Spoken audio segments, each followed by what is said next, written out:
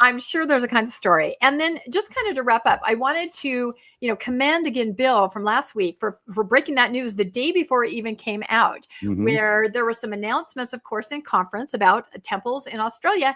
And an article came out right away about the Mormon Church, not so positive, right?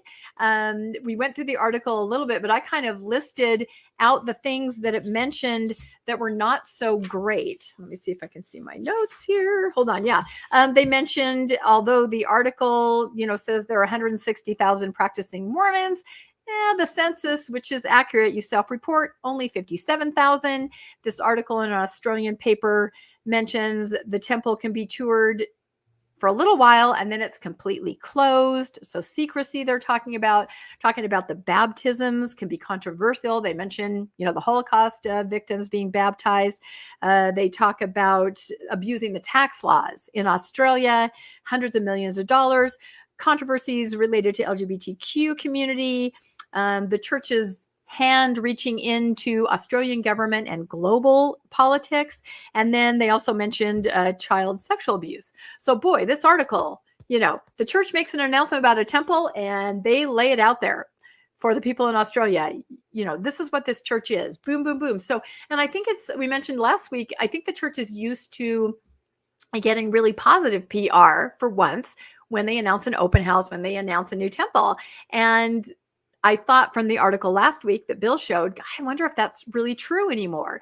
And then very interestingly, that very same day, I came across an article about the Nairobi temple, and it has an open house that actually just started last week. The same thing happened. Not so great PR. Now, this article is written from an evangelical reporter in, I think it was some kind of a Christian magazine. But again, they are just laying it out there. These are not positive. And I'm not going to read everything here, but just know that this article goes through kind of like the Australian article, things that evangelicals and other Christians may need to be aware of, talking about their growth is not what they claim, and their, ordinances are not what they claim, and a counterfeit Christianity they're talking about. So they really do lay it out. It is not a positive article, and it's supposed to be a 2-part article. So here the church announces this open house, and right away we're getting into this sort of negative PR. So the part that I really wanted to get to, their final statement is, Mormonism is not merely another Christian denomination. It is a theological system that distorts the gospel. This would be Christian or evangelical gospel, and leads people away from the biblical truth.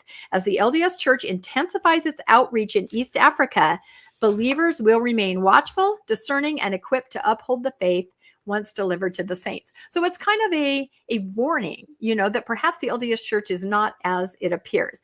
Now, I thought I would kind of look into, we hear about this tremendous growth in Africa, and there is growth for the LDS Church in Africa, and that's definitely inflating and pumping up the numbers. But, what's happening with other Christian churches in Africa? That's not so widely known. So I grabbed some stats here.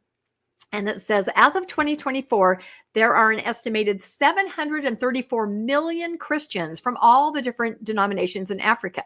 And that's up from 10 million in 1900. So it's taken a century, a little more, but 734 Christians in Africa. That's incredible. So how does this break down? The article said that the LDS Church is approaching 1 million, and that can be true. These stats are from 2024. It says in 2024, the LDS Church had an estimated 600,000 members. Now that sounds pretty big to us, probably sounds really big to faithful members, the way they talk about this, and they talk about the wards and the stakes, and you're always seeing this growth. But again, let's talk about the other Christian denominations. An estimated 200 million evangelicals are in Africa. An estimated 60 million angelic, how do you say that? Anglicans. I know. I was like, Pelicans? No, sorry, Anglicans. I can't even read my own writing. 23 million Lutherans in Africa. 29 million Baptists in Africa. And Methodists, 25 million. Presbyterians, 20 million. 12 million Adventists. Now that's interesting because that's a church that started at the same time as the LDS church, burned over district, the Seventh-day Adventists, and 19 million belong to United Churches.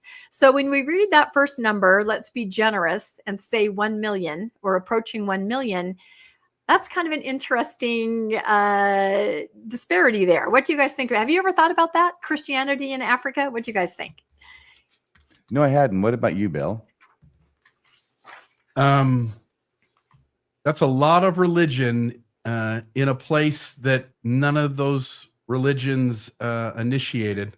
And especially with like the LDS church being a leadership of old white guys, and then preaching to a population that is full of people of color and various groups and ethnicities. It's such a strange thing to see. Again, I know the numbers for Mormonism are so much lower than these other faiths, but it's so strange to see a people on the other side of the planet taking American Christianity in the way they do. It's just, again, it's interesting to watch as it unfolds.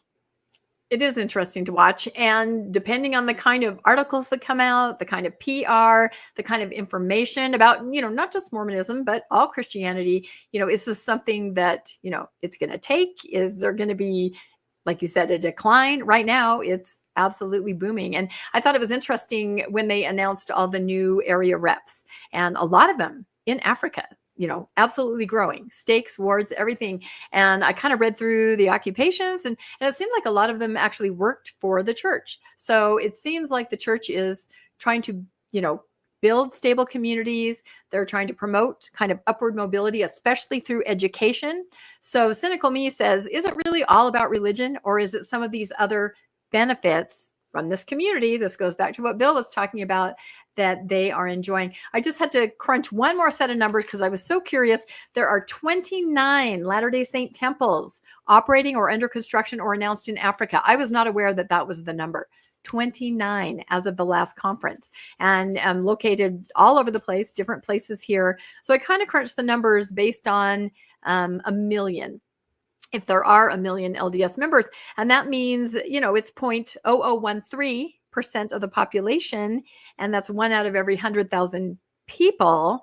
And that means if everybody were active, 1 temple for every 34,000 members. But if you go by what we know are more accurate stats, a fourth of those, maybe 1 temple for every 8,620 people. So anyway, it'll be very interesting to watch this. But I was fascinated as I was researching this, just Christianity and different areas of the world where it's booming. It'll be interesting to watch. So, all right. I think I actually kind of like that temple. Yeah, no, exactly. Do you know what? Some of the temples that they seem to be more, I don't know, they have more of a charm. They're kind of crafted to really fit into the look and feel of where they are. Yeah, I don't know why they can't do that in the United States. I don't know. So, all right, enough about me and shut up about the temple, right? Enough about that. Let's go to, I think RFM is next. And you could win the award 2 weeks in a row if you tried hard. I just can't stop talking about it. I'm sorry.